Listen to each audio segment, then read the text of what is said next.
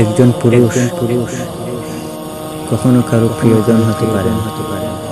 একজন পুরুষের পুরোটা জীবন লড়াইয়ের মধ্য দিয়েই কেটে যায়। জন্মের পর থেকেই পুরুষের লড়াই শুরু হয়। পুরুষ কখনো কারো প্রিয়জন হতে পারে না।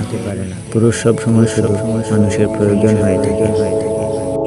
একজন পুরুষ তার মা বাবার প্রয়োজন, একজন পুরুষ তার বোনের প্রয়োজন, একজন পুরুষ তার স্ত্রীর প্রয়োজন, একজন পুরুষ তার সন্তানের প্রয়োজন। পুরুষ কখনো সে স্বাধীনভাবে চলাফেরা করতে পারে না।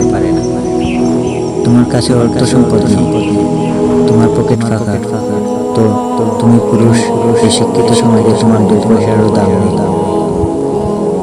যদি তোমার কাছে প্রচুর অর্থ সম্পদ, টাকা পয়সা থাকে, তাহলে তুমি বাবা মার আদর্শ সন্তান, বোনের আদরের ভাই, আর স্ত্রীর আদর্শ স্বামী।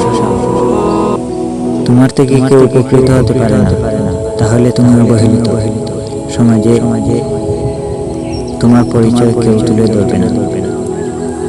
একজন পুরুষের পকেট ভর্তি টাকা থাকা সত্ত্বেও সে কখনো নিজের মতো করে বাঁচতে পারে না নিজের মতো করে চলতে, পারে না নিজের চাহিদা অনুযায়ী টাকা খরচ করতে।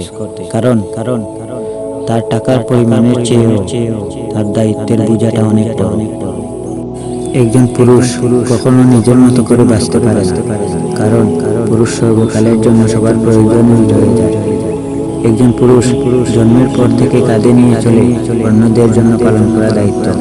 একজন পুরুষ মরণের আগ পর্যন্ত শুধু মানুষের প্রয়োজনই হয়ে থাকে, কখনো কারো প্রিয়জন হতে পারে না।